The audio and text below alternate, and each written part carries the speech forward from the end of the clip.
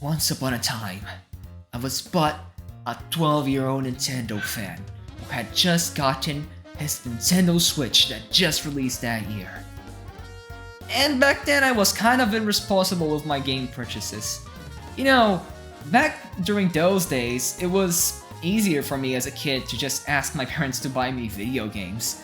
And that meant that I was buying everything Nintendo was releasing around that time. Also, the Switch hype and stuff kind of got into me. And I think a lot of the people who bought the Switch back in 2017 can sort of agree with that sentiment. We're like, oh, the console's brand new, Nintendo's releasing a new game every single month. I bought Mario Kart 8 again, Zelda, and there was ARMS. I never played ARMS since 2017. Like, yeah, I think a lot of us did that. There was some benefits. I got into Xenoblade because of that. Xenoblade 2 was my favorite game of all time, so I'll never be sad about that. But it was kind of irresponsible. But it's fine. Now I've matured as a person, and I'm able to just buy whatever games I want, right? Without having to buy anything I don't really need or won't have time to play. Right? Well, that's what I wanted to talk about here today, because while the game industry has definitely been really great recently, like, Jesus Christ, it's been so good. People who say games aren't the same as they used to be, they're full of crap, seriously. Like, it's fine to understand where games have gotten worse over the years. Games nowadays could do that older games used to do. You know, they could take hints from and stuff. But that doesn't take away from the fact that we've been getting so many amazing games over the last 5 or so years, as well as before that. And I think that's great. The issue is, we might be getting too many great games? I don't know how to word this exactly, but, I mean, as an individual who, you know, has a limited amount of money to spend, I don't know how to operate on that as a gamer. It's something I'm able to manage somewhat, like, over the last 2 or so years when I've gotten a little more, you know, conservative with wasting money on games I probably won't need. It's nice, it's pretty much fine, like I'm able to play a lot of fun stuff and still have a really good time. But this year has been especially complicated because there has been so many huge releases coming out, like one after the other, and it's frankly impossible to keep up. And from the looks of it, it looks like it will be this way for pretty much the rest of the year. Not longer than that, who knows. So what sparked me to make this video was the fact that Final Fantasy 16, aka one of the biggest games of this generation, Final Fantasy is pretty much always huge, and this one looks to be especially important as pretty much the only current big exclusive of the PlayStation 5. Like, I guess there's Last of Us Remake, and like Ratchet & Clank used to be exclusive, but it's coming to PC, so not anymore. So yeah, it's a huge game. I've been playing it and it's amazing. But it came out only about a month after Tears of the Kingdom. We're talking like a month and 10 days difference here. And Zelda Tears of the Kingdom itself is one of the biggest games of the generation. As a sequel to Zelda Breath of the Wild, that game of course is destined to be huge, and not only from a size, time to complete sense, but also from just an importance, from a must-play point of view. Of course you need to play it, because it's the new Zelda game. They're always gonna be huge.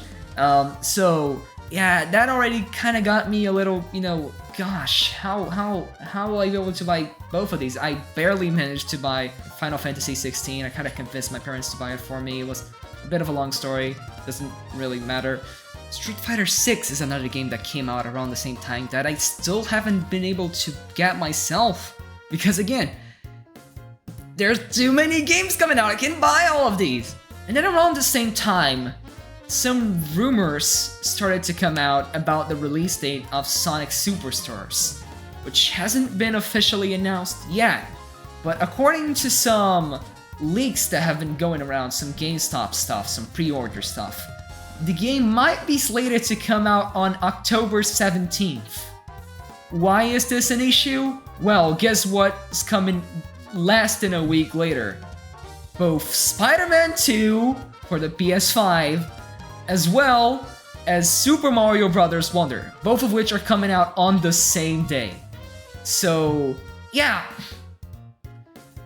I'm not able to buy one $60 game as well as two $70 ones in the same week. Just not gonna happen. And, you know, that's fine, theoretically, but I think a little bit of that 12-year-old Nintendo fan who wants to buy everything Nintendo's releasing kinda like persists in me, and that's the whole thing, right? Because when it comes to gaming culture, you know, it's like Twitter and, you know, YouTube stuff and all that, we're usually so used to this idea that you have to keep up with whatever's current. So you open up YouTube whenever a new game's coming out, and you're gonna see like 15 million reviews of it. You're gonna see everyone's gonna be talking about it. You open Twitter, like back when Tears of the Kingdom came out, like everyone was talking about Tears of the Kingdom. It's part of like how this stuff works, right? You're on the internet, you're talking about video games, and of course there's a lot of video games coming out. It just happened that a lot of the biggest ones came out in like really short intervals this year. But yeah, that's the thing that usually happens, right?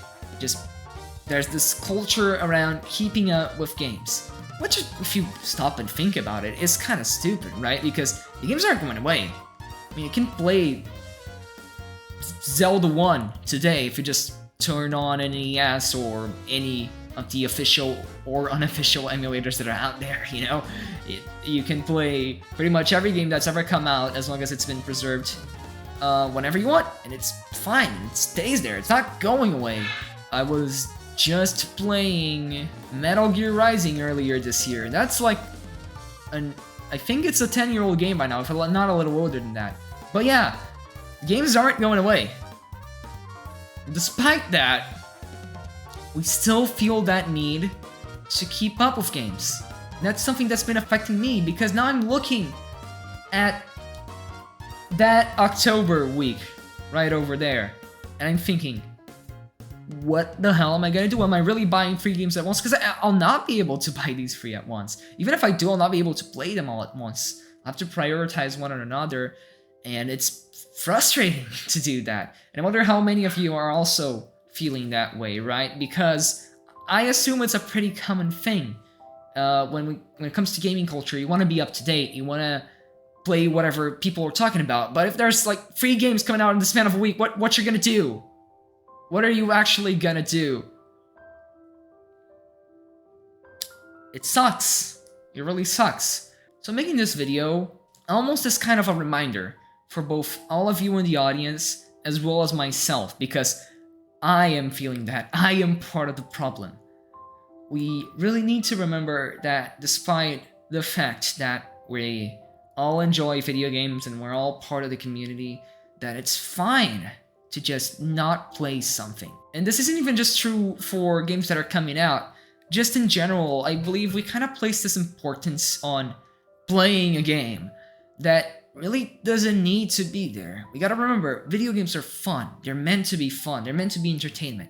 And a lot of the times, if you're getting into a series, or you're talking about something, like maybe you're talking about Zelda, and we start discussing like, what are the best Zelda games and stuff. And maybe you comment like, oh, I haven't played this one. Or maybe you're even embarrassed to say like, oh, I haven't finished Twilight Princess or something, if you're talking about Zelda. And the other person might look at you weird. They usually don't. That's the thing. We usually worry that people will judge you for not having played a game. And to some extent, they might, but honestly, fuck them if they do. Just play whatever you want.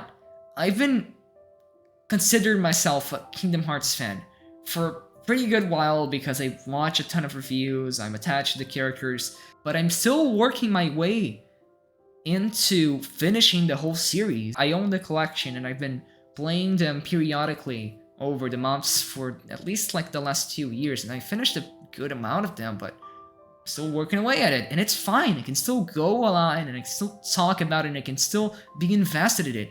There's like no obligation to play any games. Games aren't supposed to be work. I feel like a lot of the time, especially when I'm thinking about my backlog, I tend to just go, oh, I need to play this one because it's in my backlog and I own it and I need to finish it. And that's just dumb. Let's forget about that for a second. When October rolls around and there's Spider-Man and there's Mario and there's Sonic, and you're gonna have to maybe buy 1 or 2 of them at most. Just buy whichever one you want to play first and play it. And if you want to play the other ones, then buy it later. It's fine. You don't need to make a current review on it. You don't need to post your hot takes on Twitter about it. Just play the game and have fun. Maybe mention it later if you're, oh, I know I'm a bit late, but hey, I'm playing Mario Wonder now. I know it's been a year since it came out, but here are my thoughts. It's fun. People are gonna listen to you. People don't care that much. Hype culture has kind of induced us into thinking that we need to be current. There's almost this FOMO. There's this fear of missing out on a game's release window, where like it's not gonna be the same if you play it later. And it might not be, but it's okay. It's okay. Doesn't matter if it's money, if it's time. Games are supposed to be fun, so don't be ashamed to not play a game or to take a while to play it, because it's fine.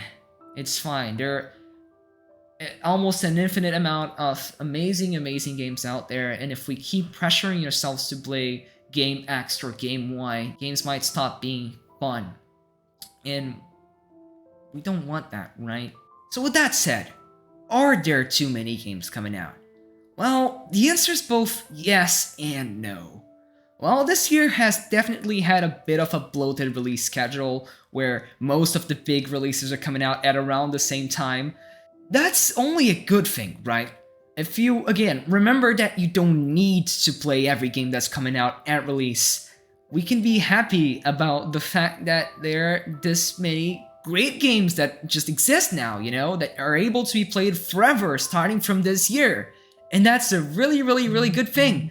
Variety is the spice of life.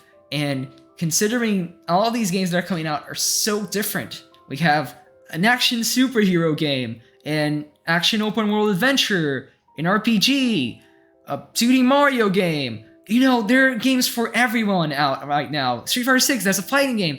And it's so cool that we're able to get so many cool different games that are able to be played by people who are into them. The problem is when you're into all of them, then you have to make some sacrifices, but all comes in due time. You're one day gonna be able to play it anyway, just manage your own money, it's fine. So yeah, that's about it. Let me know what you guys think about this in the comments, and please like the video if you think the discussion itself was interesting, if the video was good. I'm always happy to listen to feedback, so if you guys have anything to talk about, just let me know in the comments, tell me about it, I can reply, we can share, we can have a civil discussion, and thanks for watching until the end. Ash out.